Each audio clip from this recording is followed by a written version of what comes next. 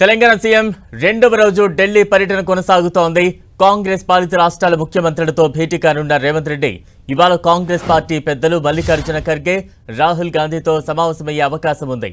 ఆయా రాష్ట్రాల్లో అమలవుతున్న సంక్షేమ పథకాలు, ఇతర అంశాలపై చర్చ జరగనుంది.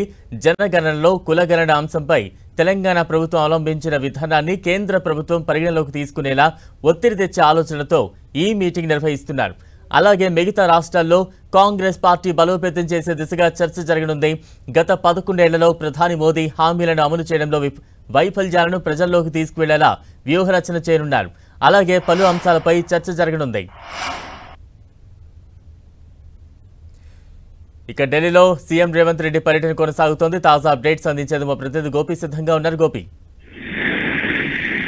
రెండో రోజు తెలంగాణ సీఎం ఢిల్లీ పర్యటన కొనసాగుతుంది. కాంగ్రెస్ పాలిత రాష్ట్రాల ముఖ్యమంత్రులతోటి కాంగ్రెస్ అధిష్టానం ఈ రోజు భేటీ కానుంది. ప్రధానంగా ఆయా రాష్ట్రాల్లో అమలవుతున్న సంక్షేమ పథకాలు, ఇతర అంశాలపై ప్రధానంగా చర్చ జరగనుంది. అయితే మొన్న బెంగళూరు ఘటనలకు సంబంధించి కావచ్చు, అదేవిధంగా తెలంగాణలో ఇటు సంక్షేమ పథకాల అమలుకు సంబంధించి కూడా ఈ యొక్క చర్చలో ప్రాధాన్యత ఉండే అవకాశాలు కనపడుతున్నాయి.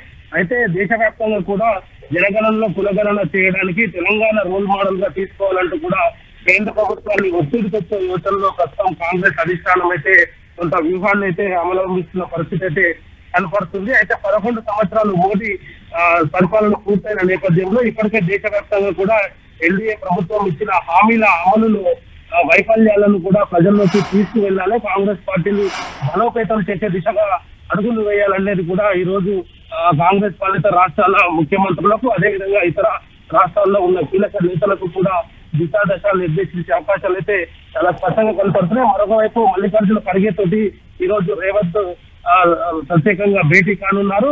ఇది సంస్థాగత నిర్ణయాలు కావచ్చు, అదేవిధంగా పిసిసి తూర్పుకు సంబంధించి కూడా వర్కింగ్ ప్రెసిడెంట్స్ ని కూడా ఇంకా ప్రకటించాల్సి ఉంది. దానికి సంబంధించి కూడా ఈ రోజు ఆయనతో చర్చించే అవకాశాలు కనపడుతున్నాయి. కొత్తగా ప్రమాణ స్వీకారం చేసిన మంత్రులకు కేటాయించే పోర్ట్ఫోలియోల పైన కూడా మల్లికార్జున ఖర్గే తోటి, అదేవిధంగా కేసీ వేణుగోపాల్ తోటి చర్చించే అవకాశాలు అయితే కనపడుతున్నాయి. ఆశావాహులు ఎవరైతే కేబినెట్ లో చోటు లభిస్తుందంటూ కూడా ఆశపడ్డ వారికి కూడా కొంత వాళ్ళందరినీ కూడా బుద్ధగించే ప్రయత్నము, అదేవిధంగా వాళ్ళకు నామినేటెడ్ పదవులు, కీలక కార్పొరేషన్ పోస్టులను కూడా ఇవ్వాలనేది కూడా ప్రధానంగా అయితే ఈ యొక్క భేటీలో చర్చించే అవకాశాలు కనపడుతున్నాయి. అయితే మిగతా 3 మంత్రి పదవులకు కూడా పెద్దలతోటి చర్చించే అవకాశాలు కూడా కనపడుతున్నాయి.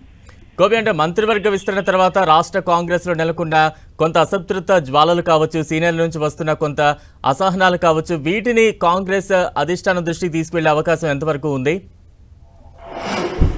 మొత్తం 6 మంత్రి పదవులు ఖాళీగా ఉన్న నేపథ్యంలో కేవలం 3 వాటిని ప్రకటించడము, దానికి కూడా సామాజిక వర్గాల వారీగా కూడా ప్రాధాన్యత ఇస్తూ ఈ మంత్రి పదవులను ప్రకటించడం తర్వాత మిగిలిన 3టికి కూడా ఎవరికి మంత్రి పదవి లభిస్తుందన్న దానిపైన కూడా ఎవరికి సంబంధించిన ఆశావాహులలో కొంత ఇంకా కూడా కొంత వాళ్ళకు తమకే మంత్రి పదవి లభిస్తుందంటూ కూడా కొంత ఆశపడుతున్న పరిస్థితి అయితే కనపడుతుంది.